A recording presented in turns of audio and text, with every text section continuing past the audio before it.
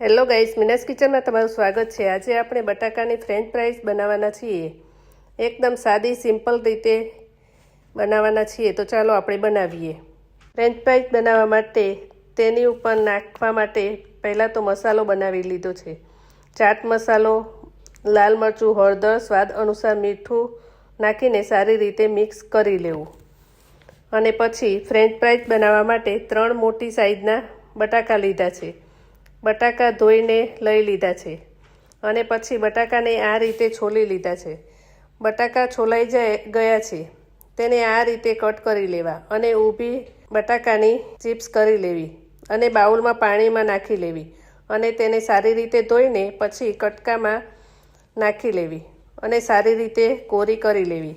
જો તમને કોર્નફ્લોરવાળી કરવી હોય તો પણ કરી શકો છો, પણ મેં એમ જ કરેલી છે। કડાઈમાં તેલ લીધું છે। તેલ ગરમ થાય એટલે તેમાં આ રીતે ફ્રેન્ચ ફ્રાઈઝ તળી લેવી।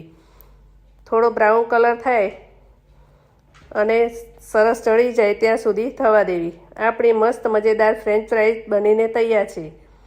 પછી તેની ઉપર મસાલો છાંટી લેવો, તે ખાવાની ખૂબ જ મજા આવે છે। જો તમને આ વિડીયો ગમ્યો હોય તો વિડીયોને લાઈક કરો, શેર કરો અને ચેનલને સબસ્ક્રાઈબ કરો। મળીશું એક નવી રેસીપી સાથે। ત્યાં સુધી બાય બાય, થેન્ક યુ।